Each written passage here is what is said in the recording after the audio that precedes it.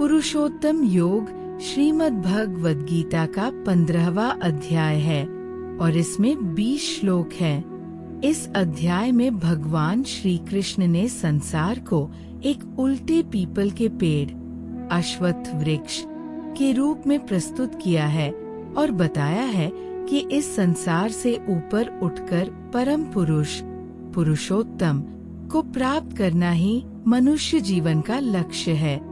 उन्होंने आत्मा, परमात्मा और उनके आपसी संबंध को विस्तार से समझाया है। अध्याय की मुख्य बातें। भगवान श्री कृष्ण ने संसार को अश्वत्थ वृक्ष के रूप में वर्णित किया है।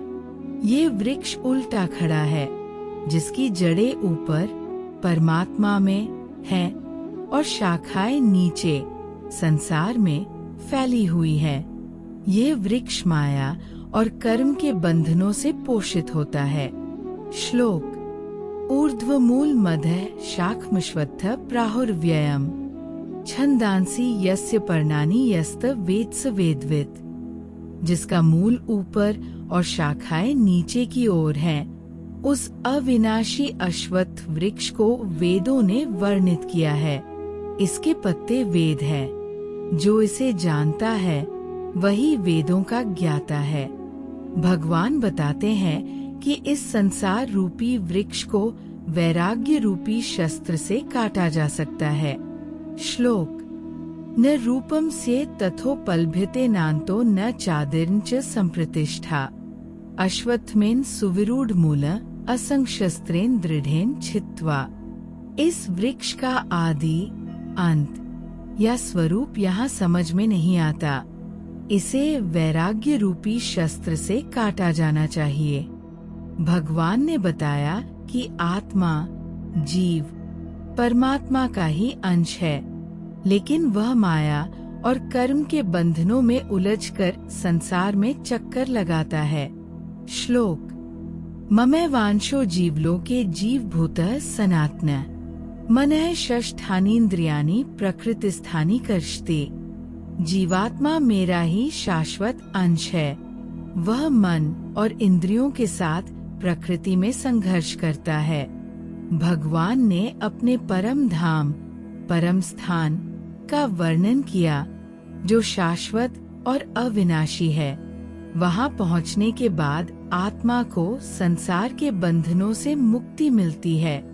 श्लोक। न तद्भास्यते सूर्यो न शशांको न पावक यद गत्वा न निवर्तन्ते तद्धाम परममम।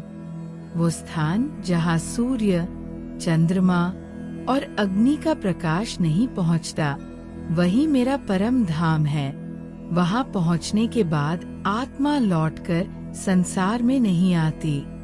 भगवान ने क्षर पुरुष, अक्षर पुरुष और पुरुषोत्तम का वर्णन किया। क्षर पुरुष ये नश्वर संसार का प्रत्येक प्राणी है।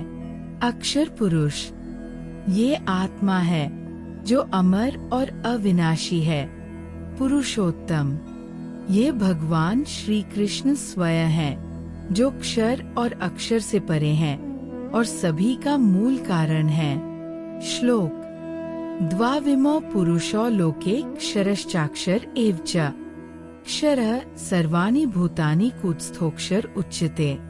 इस संसार में 2 प्रकार के पुरुष हैं, क्षर नश्वर और अक्षर अविनाशी। नश्वर संसार के सभी प्राणी क्षर हैं और आत्मा अक्षर है। उत्तमः पुरुषस्त्वन्य परमात्मेत्युदाहरित यो लोकत्रयमाविश्य बिभर्त्यव्ये ईश्वर। लेकिन पुरुषोत्तम इन दोनों से परे है। वह परमात्मा है जो त्रिलोक को धारण करते हैं। भगवान कहते हैं कि जो व्यक्ति पुरुषोत्तम भगवान श्री कृष्ण को जान लेता है, वह ज्ञानी है और उसे मोक्ष प्राप्त होता है। श्लोक। यो मामेवं सम्मूढ़ो जानाति पुरुषोत्तमम् स सर्वविद भजति मां सर्वभावेन भारत। जो मुझे पुरुषोत्तम के रूप में जानता है, वह सभी ज्ञानों का ज्ञाता है और मुझे पूर्ण भाव से भजता है। ये संसार एक उल्टा वृक्ष है जो माया और कर्म से पोषित होता है। इसे वैराग्य और आत्मज्ञान के माध्यम से काटा जा सकता है। आत्मा भगवान का अंश है, लेकिन ये माया के कारण संसार में उलझी रहती है। भगवान श्री कृष्ण स्वयं पुरुषोत्तम है, जो क्षर और अक्षर से परे हैं। भगवान की भक्ति और उनके ज्ञान से व्यक्ति पुरुषोत्तम को प्राप्त कर सकता है और संसार के बंधन से मुक्त हो सकता है। श्लोक: न तद्भास्यते सूर्यो न शशांको न पावक यद गत्वा न निवर्तन्ते तद्धाम परममम। वो स्थान जहाँ सूर्य, चंद्रमा और अग्नि का प्रकाश नहीं पहुँचता, वही मेरा परम धाम है। वहाँ पहुँचने के बाद आत्मा लौटकर संसार में नहीं आती। श्लोक: यो मामेवं सम्मूढ़ो जानाति पुरुषोत्तमम् स सर्वविद भजति मां सर्वभावेन भारत।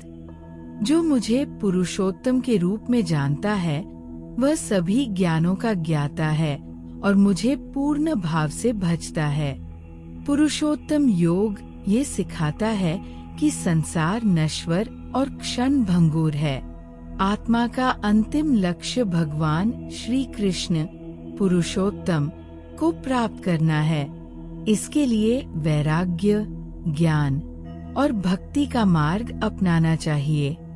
भगवान का धाम शाश्वत और परम है, जिसे प्राप्त करके आत्मा मोक्ष को प्राप्त करती है। यदि आप किसी विशेष श्लोक का अर्थ या विस्तृत व्याख्या चाहते हैं, तो कृपया बताइए।